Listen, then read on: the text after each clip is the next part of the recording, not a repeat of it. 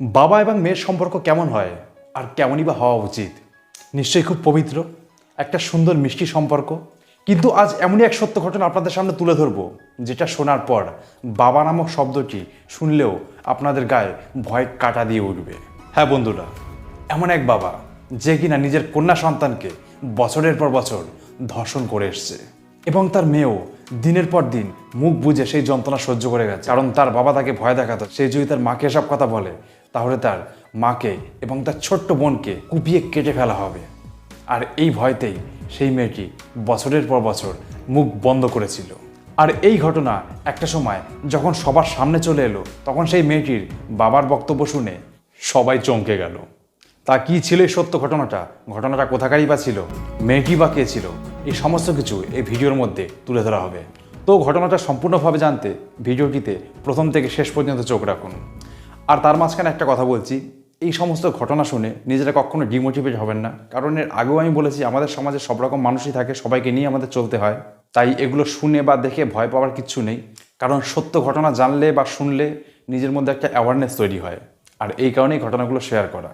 পুরো ঘটনাটা শোনার পর সবার কাছে একটাই রিকোয়েস্ট থাকবে যে এইরকম মানুষের কী শাস্তি হওয়া উচিত, সেটা কিন্তু অবশ্যই কমেন্টস করে জানাবেন। So hi guys, this is Arindam, আর আপনারা দেখছেন আরডিএম ক্রাইম, যেখানে শুধুমাত্র সমাজে ঘটে যাওয়া যে কোনো সত্য ঘটনাকেই তুলে ধরা হয়। তো আগেই বলেছি, ঘটনাটা হলো বাংলাদেশের। তো একটা ফ্যামিলিতে 4 জন মানুষ ছিল, বাবা, মা, একটা ছোট্ট বোন আর ক্লাস 6-এ পড়া একটা মেয়ে। মেয়েটি ছোটোবেলা থেকে দিদার কাছেই থাকতো, এবং মেয়েটি যখন ক্লাস 6-এ পড়ে সেই সময় তার বাবা সেই মেয়েটিকে দিদার বাড়ি থেকে নিয়ে এসে নিজের বাড়িতে রাখে। মেয়েটির মা ছিল হচ্ছে শিক্ষিকা।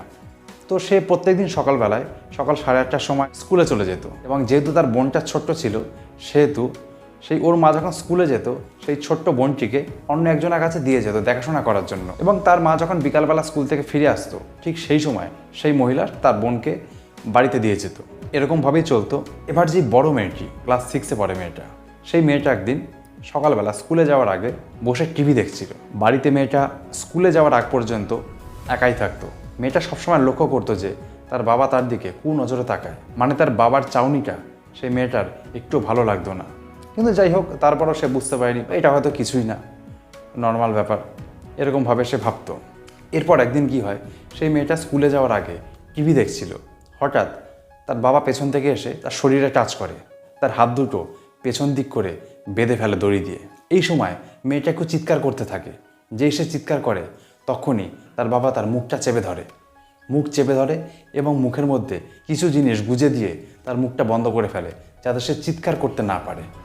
তো হঠাৎ করে আমার বাবা এসে আমার কোমরের মধ্যে হাত দিয়ে চেপে ধরছে। তো আমি চিল্লিয়ে উঠতে লাগছি, তখন আমার মুখ চেপে ধরছে।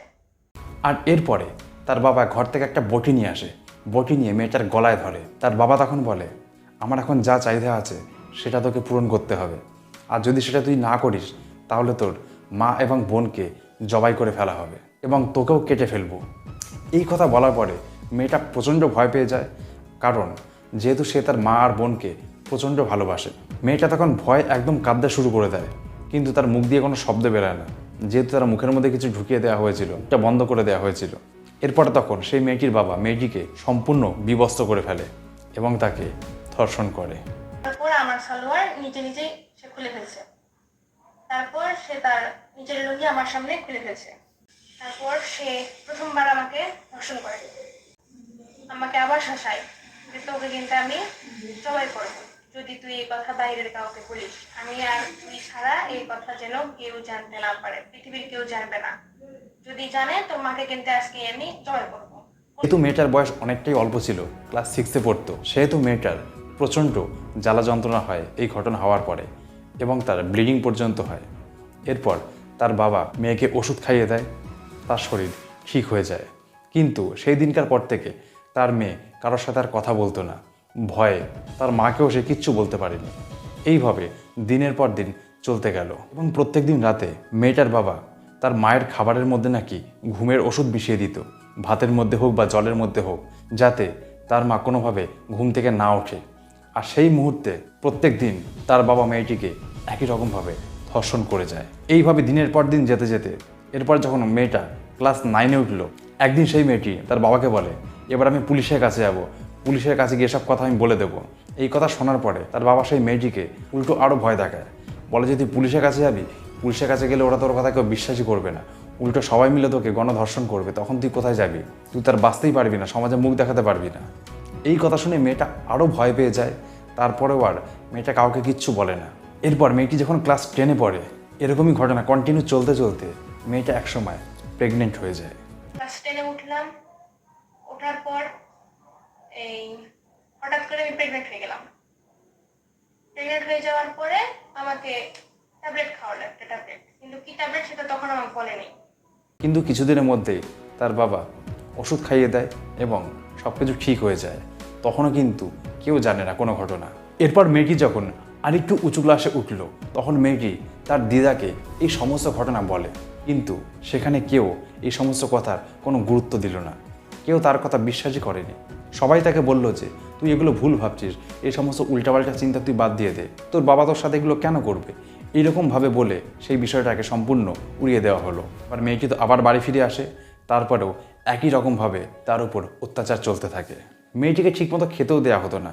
তার বাবার একটাই বক্তব্য ছিল যে তুই যদি আমাকে খুশি করতে না পারিস তাহলে তোকে ঠিকমতো খেতে দেওয়া হবে না, তোকে পড়াশোনা করানো হচ্ছে, তোর পেছনে এত টাকা পয়সা খরচা করা হচ্ছে, তার পরিবর্তে তোর আমাকে খুশি করতে হবে, তা না হলে এগুলো তুই কিচ্ছু পাবি না। এইভাবে মেয়েটির উপরে কন্টিনিউ অত্যাচার চালাতো তার বাবা এবং সবসময় মেয়েটিকে ওষুধ খাইয়ে দিত তার বাবা। এইভাবে কন্টিনিউ ওষুধ খেতে খেতে মেয়েটার শারীরিক প্রবলেমও দেখা দিল। সেই মেয়েটির শরীরের মধ্যে হিমোগ্লোবিন কম হতে শুরু করলো, কারণ এই সমস্ত ধরনের ওষুধের প্রচণ্ড কিন্তু সাইড এফেক্ট থাকে। এরপর 2022-এর মে মাসের দিকে সেই মেয়েটি বাধ্য হয়ে তার মাকে সব কথা জানায়। এই কথা জানার পরে তার মা তো প্রচণ্ড রেগে যায়। তার মা মেয়েটির বাবাকে একদম সামনাসামনি জিজ্ঞেস করে এই সমস্ত ঘটনার ব্যাপারে, কিন্তু সেই সময় সেই মেয়েটির বাবা সম্পূর্ণ অস্বীকার করে, ও আমার মেয়ে, আমি ওর বাবা, আমি এসব কাজ কী করে করতে পারি, তোমার কি মাথা খারাপ হয়ে গেছে নাকি, তুমি কি করে ভাবো যে আমি এসব কাজ করব। মেয়ে এসব উল্টাপাল্টা কথাবার্তা বলছে পড়াশোনার চাপে। তো যাই হোক, সেই মুহূর্তে সেই ব্যাপারটা চেপে গেল, তার মাও আর কিছু বলল না। কিন্তু তার পরদিন থেকে তার মা সবসময় তাকে দিনে এবং রাতে সবসময় তাকে চোখে চোখে রাখতো, যাতে ওর সাথে কিছু খারাপ কিছু না ঘটে। কিন্তু যত যাই হোক, মা যতক্ষণ বাড়িতে থাকতো ততক্ষণ সেই মেয়েটিকে দেখে রাখতো। কিন্তু ওই যে মা যেহেতু স্কুলে চাকরি করতো, স্কুলের টিচার ছিল, সেই কারণে মাকে তো প্রত্যেকদিন সকালবেলা বেরিয়ে যেতে হতো স্কুলের জন্য, আসতো বিকালবেলায়। এই সময় তো মেয়েটা অনেকটা সময় বাড়িতে একা থাকতো, আর সেই সময় তার বাবা তার উপরে অত্যাচার কন্টিনিউভাবে চালিয়ে যেত।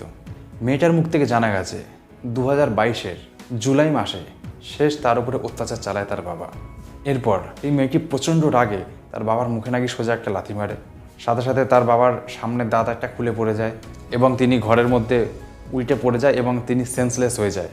তো এরপরে সমস্ত ঘটনা মেয়েটি থানায় গিয়ে জানায়, পর তার বাবাকে অ্যারেস্ট করা হয় এবং পুলিশের কাছে গিয়ে পুলিশের লোক যখন সেই মেয়েটির বাবাকে যখন এসব কথা জিজ্ঞেস করে, মেয়েটির বাবা তখন বলে আমার মেয়েগুলো সব মিথ্যে কথা বলছে, আমার মেয়ে আমাকে না বলে সেক্সের ওষুধ খাইয়ে দিত, ভাতের সাথে বা জলের সাথে আমাকে জবরদস্তি আমার উপরে অত্যাচার করতো, আমার সাথে শারীরিক সম্পর্ক চালাতো। আর এই কথা শুনে পুলিশও তখন হয়ে যায় হতবাক। তো যাই হোক, এই ছিল আজকের ঘটনাটা। আমি জানি যারা যারা ভিডিওটা প্রথম থেকে এই শেষ অবধি দেখলেন হয়তো তাদের মন মানসিকতা এখন অতটা ভালো নেই, কিন্তু তাও বলবো যারা যারা ভিডিওটা দেখলেন ভিডিওটাকে লাইক করে দেবেন। আর আপনারা যদি এরকমই ধরনের নতুন নতুন ঘটনা শুনতে ইন্টারেস্টেড হন তাহলে অবশ্যই চ্যানেলটিকে সাবস্ক্রাইব করে রাখবেন, আর তার সাথে নোটিফিকেশান বেলটাও অন করে দেবেন, যাতে যে কোনো ভিডিও নোটিফিকেশান আপনার কাছে সবার প্রথমে পৌঁছে যায়। তো যাই হোক বন্ধুরা, আজকের ভিডিওটা এটুকুই ছিল। আবার খুব শীঘ্রই দেখাবে অন্য একটা নতুন ঘটনার সাথে। ততদিন ভালো থাকবেন, সুস্থ থাকবেন, নিজের খেয়াল রাখবেন। ধন্যবাদ।